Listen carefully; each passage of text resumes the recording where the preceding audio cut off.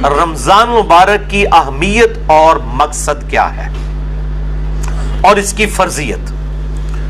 اعوذ باللہ من الشیطان الرجیم، بسم اللہ الرحمن الرحیم۔ یا ایھا الذین آمنوا کتب علیکم الصیام، اے ایمان والو تم پر روزے فرض کیے گئے ہیں، کما کتب علی الذین من قبلکم، جیسا کہ تم سے جو پہلی امتیں گزری تھی ان پر بھی روزے فرض کیے گئے تھے۔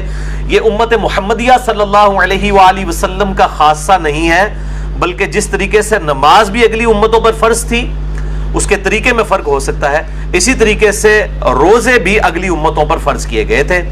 اور مقصد کیا تھا؟ لعلکم تتقون، تاکہ تم متقی بن سکو۔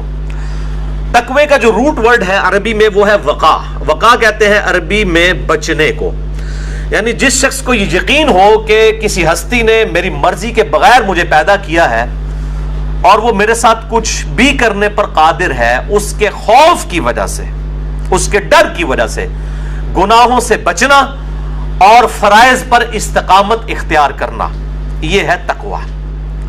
اب وہ گناہ حقوق العباد سے ریلیٹڈ بھی ہو سکتے ہیں اور حقوق اللہ سے ریلیٹڈ بھی ہو سکتے ہیں، اور فرائض بھی حقوق العباد سے ریلیٹڈ بھی ہو سکتے ہیں اور حقوق اللہ سے ریلیٹڈ بھی ہو سکتے ہیں۔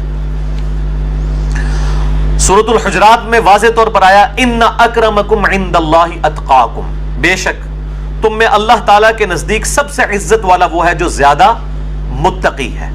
اور رمضان کا مقصد بھی تقوی ہے۔ اب مجھے ضمناً حدیث یاد آئی جو بخاری اور مسلم دونوں میں موجود ہے، کتاب النکاح چیپٹر میں یہ پہلی حدیث ہی آپ کو مل جائے گی، صحیح بخاری میں بھی، صحیح مسلم میں بھی اور مشکات میں بھی، نکاح والے چیپٹر میں، کہ آپ صلی اللہ علیہ وآلہ وسلم نے فرمایا اے نوجوانوں کے گروہ، تم میں سے جو نکاح کی استطاعت رکھتا ہو اسے چاہیے کہ وہ نکاح کرے، یہ چیز اس کے شرمگاہ کی حفاظت میں مدد کرے گی اور نگاہوں کو نیچا رکھنے میں اس کو سپورٹیو ہوگی۔ اور جو نکاح کی استطاعت نہ رکھتا ہو، یعنی فائنینشلی اس کو سپورٹ نہ کر سکتا ہو ازدواجی زندگی کو، تو وہ روزے رکھ کر اپنی شہوت کو ٹھنڈا کرے۔ یعنی روزہ جو ہے یہ تقوی کے حصول کا ایک ذریعہ ہے۔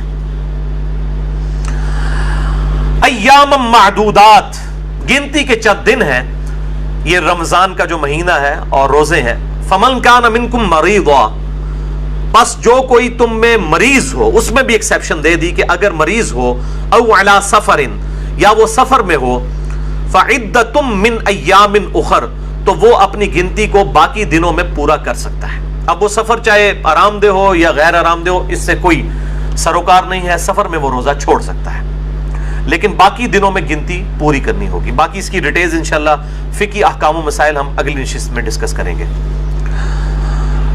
وَعَلَى الَّذِينَ يُطِيقُونَهُ فِدْيَةٌ طَعَامُ مِسْكِينٍ، اور وہ لوگ جو بڑی مشکل سے طاقت رکھتے ہیں روزہ رکھنے کی، یعنی بہت بوڑھے ہو چکے ہیں، بیمار ہیں، یا اسی طریقے سے کوئی حاملہ عورت ہے، کوئی دائمی مریض ہے شوگر وغیرہ کا، اس طرح کی جو صورتحال ہو، فدیۃ طعام مسکین، وہ فدیہ دے سکتا ہے مساکین کو۔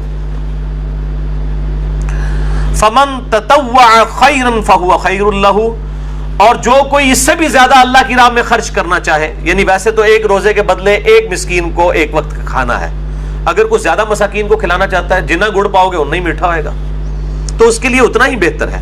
وَأَن تَصُومُوا خَيْرٌ لَكُمْ، اور اگر تم روزہ رکھو تو اسی میں تمہارے لیے بہتری ہے۔ یہ نہ ہو کہ تھوڑی سی بیماری اور بہانہ کر کے کہو جی میں تو فدیہ ہی دے دینا، روزہ رکھنے کی کڑی لوڑ ہے۔ ان کنتم تعلمون، اگر تم جانتے ہو، اگر تم جانتے ہو تو روزہ رکھنے میں ہی بہتری ہے۔ یعنی انسان سب سے بڑا خود اپنے اوپر جو ہے وہ گواہ ہے اور مفتی ہے، وہ بہتر سمجھتا ہے کہ مجھے کس طریقے سے چیزوں کو لے کر چلنا ہے۔ جیسے دنیاوی منفعت کے لیے وہ انسان چھوٹی چھوٹی چیزوں کا خیال رکھتا ہے، تو آخرت کے اعتبار سے بھی وہ خیال رکھے۔